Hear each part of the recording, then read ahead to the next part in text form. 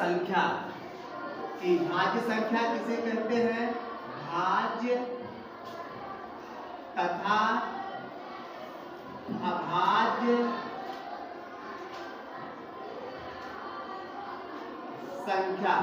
तो पहला इसमें है कि भाज्य संख्या किसे कहते हैं?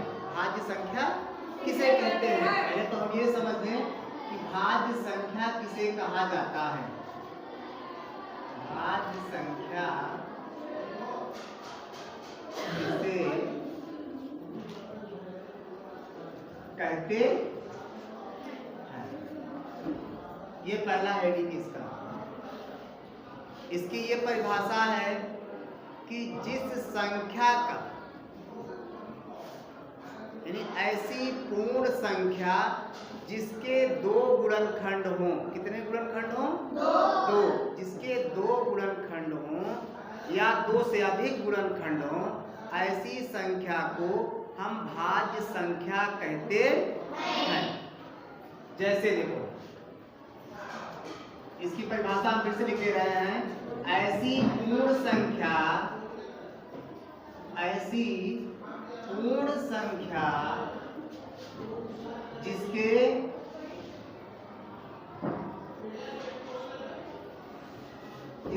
दो या दो से अधिक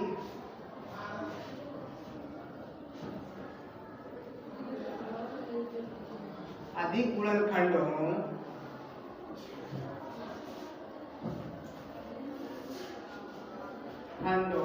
पूर्ण संख्या भाज्य संख्या कहलाती है। भाज्य संख्या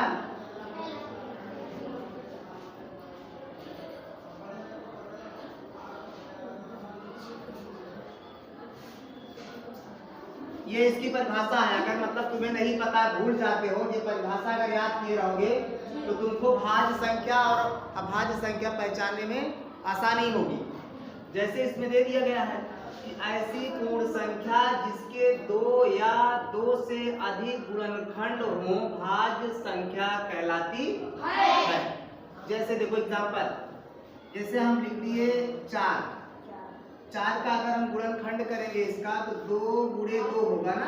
देख रहे हो? तो कितना गुणनखंड है इसका? 2। मैंने क्या बताया? जिसका 2 गुणनखंड हो या 2 से अधिक गुणनखंड हो, ऐसी संख्या भाज्य संख्या कहलाती है। जैसे 8 है तो 8 का होगा 2 गुणे 2 गुणे 2। अब ये गुणनखंड कैसे करना है पता है आप लोगों को, मैंने बताया भी पहले। ये देखो 2 से 4 2 चौक 8 होता है, 2 दूनी 4, 2 एक कम 2, यही है ना गुणनखंड? 2 गुणे 2 गुणे 2। देखो यहाँ पे ऐसी संख्या जिसके 2 गुणनखंड हो और ऐसी संख्या जिसके 2 से अधिक गुणनखंड हो, वो संख्या भाज्य संख्या कहलाती है। 15 भी हो सकता है जैसे, तो 15 का गुणनखंड करेंगे 3 गुणे 5 ही आएगा, क्योंकि 2 गुणनखंड इसका भी है। तो ये भी संख्या क्या है? भाज्य संख्या है। ये कैसी संख्या है? भाज्य संख्या है। अब आगे देखिए, आप बता देते हैं अभाज्य संख्या किसे कहते हैं। भाज्य समझ में आ गया ना? अब देखो अभाज्य संख्या क्या है? अभाज्य संख्या किसे कहते हैं? पहली बात तो ये कि अभाज्य संख्या किसे कहते हैं, अगर हमको परिभाषा याद हो जाएगी अभाज्य संख्या किसे कहते हैं, तो हम आसानी से पहचान सकते हैं संख्या भाज्य है कि अभाज्य। देखो ऐसी पूर्ण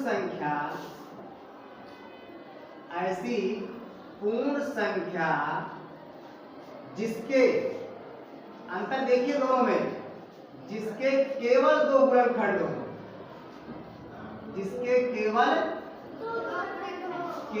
2 नहीं, केवल 2 ही होंगे। अभाज्य संख्या जिसका केवल 2 गुणनखंड हो, 2 से ज्यादा तो हो ही नहीं सकता है, केवल 2 गुणनखंड हो,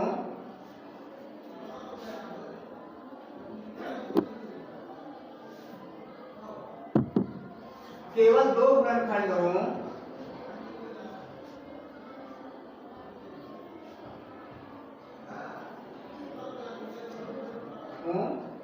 एक तो एक हो, एक क्या हो? एक तो एक हो, दूसरी वह संख्या स्वयं हो, वह संख्या स्वयं हो,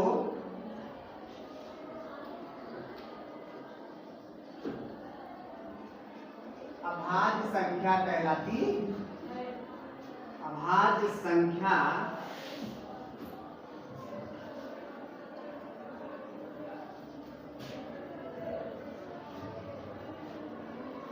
देखो इसकी परिभाषा क्या कह रहा है, ऐसी पूर्ण संख्या जिसके केवल दो गुणनखंड हों, जिसके केवल दो गुणनखंड हों और दोनों गुणनखंड में एक तो एक हो, एक संख्या जो है गुणनखंड जो जैसे इसका दो गुणनखंड हुआ था ना, तो क्या कह रहा है इसमें दो, एक संख्या ये एक संख्या ये है, उसमें कह रहा एक संख्या एक हो दूसरी संख्या वह स्वयं हो, ये 7 का गुणनखंड 7 हो, 8 का गुणनखंड 8 हो, 9 है तो 9 हो, जैसे मैं बता रहा हूँ वो भाज्य संख्या कहलाती है। जैसे देखो जैसे ये दिया गया है 2, अगर हम 2 का गुणनखंड करेंगे तो 2 आपको पता है किस संख्या से कटेगी, 2 से कटेगी, 2 एकदम 2 ना, इसका गुणनखंड क्या होगा, 2 गुणे 1 होगा, 2 गुणे 1 होगा ना। अब देखो परिभाषा में क्या कह रहा था कि जिसके केवल 2 गुणनखंड हो, इससे ज्यादा नहीं हो सकता, लेकिन 2 गुणनखंड हो, कह रहा है एक तो एक हो, है कि नहीं है, और दूसरी वह संख्या स्वयं हो, 2 भी है, ये संख्या अभाज्य संख्या कहलाती है।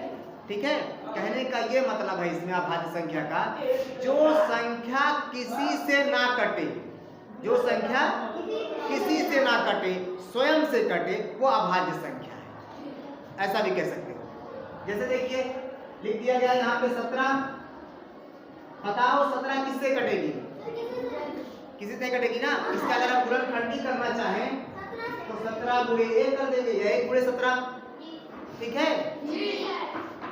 तो ये संख्या भी जो है क्या है, अभाज्य संख्या है। यही है अभाज्य संख्या और भाज्य संख्या में अंतर।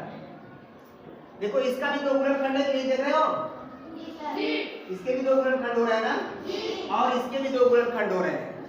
अगर ये देखो 2 गुणनखंड इसके भी हैं और 2 गुणनखंड इसके भी हैं, लेकिन दोनों में अंतर क्या है, इसमें तो एक तो वह संख्या स्वयं है और दूसरी वह संख्या एक रहेगी हमेशा, तो समझ जाओ कि ये अभाज्य गुणनखंड संख्या। और सीधी बात यही समझो कि जो संख्या किसी से ना कटे वो अभाज्य संख्या